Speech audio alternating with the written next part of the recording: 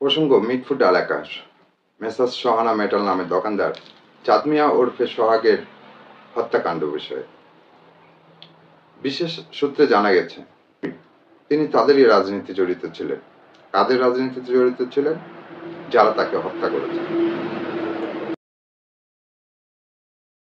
গত বুধবার ব্যবসায়ী সোহাগকে দুর্বৃত্তরা যখন টেনে হিচড়ে দোকান থেকে বের করে নিয়ে হত্যার উদ্দেশ্যে পিটাচ্ছিলেন, তখন সোহাগের দোকানে দুজন কর্মচারী তারা ওই দুর্বৃত্তদের পা ধরে লুটিয়ে পড়েছিলেন। সোহাগের প্রাণ ভিক্ষা চেয়েছে, তারা প্রাণ ভিক্ষা করেনি। তাদের হৃদয়ে একটুকু মায়া আসেনি, সহানুভূতি জাগেনি। তারা প্রথমে অস্ত্র দিয়ে কুপিয়েছে, তারপর পাথর দিয়ে মাথা সহ বিভিন্ন জায়গায় শরীরে বিভিন্ন অঙ্গে থাতলে দিয়েছে। আমরা ভিডিও ক্লিপে দেখেছি কিভাবে তার মাথার মধ্যে বড় বড় পাথর ছুঁড়ে মারছে। এ তো বর্বরতাকে হার মানিয়েছে। এ যুগে এরকম হত্যা আমার মনে হয় যে অনেকেই দেখেনি। ধিক্কার জানাই এবং দুষ্কৃতিকারীদের মানে তীব্র থেকে তীব্রতম শাস্তি চাই, দৃষ্টান্তমূলক শাস্তি।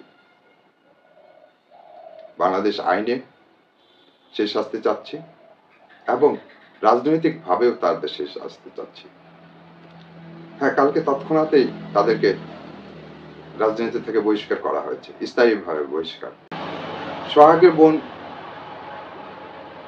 এজাহার করছে, এজাহার নামীয় যে সদস্য যাদের নাম দিয়েছে এজাহার এবং অজ্ঞাত যারা আছে সহযোগিতা করবে এই আসামিগুলোকে পুলিশের হাতে অর্পণ করার জন্য।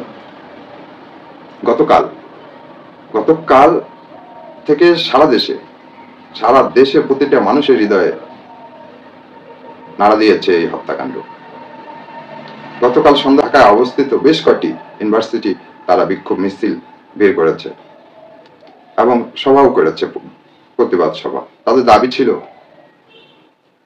যে হত্যাকাণ্ড, গুম, খুন, চাঁদাবাজির সাথে যেসব রাজনৈতিক দলের নেতাকর্মীরা জড়িত সেসব রাজনৈতিক দলের কর্মকাণ্ডকে নিষিদ্ধ করার তারা দাবি জানিয়েছে।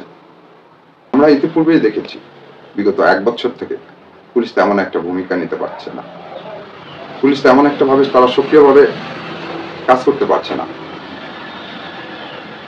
আপনারাই পারেন, আপনারা রাজনৈতিক ব্যক্তিবর্গ আপনারাই পারেন, আপনারা তো নীতি নির্ধারক, আপনারা দেশ পরিচালনা করেন। এদেশের জনগণের ভাগ্য আপনাদের কাছে। আপনারা চাইলে ভাগ্য উন্নয়ন হবে, আপনারা না চাইলে হবে না। এদেশকে বাঁচান।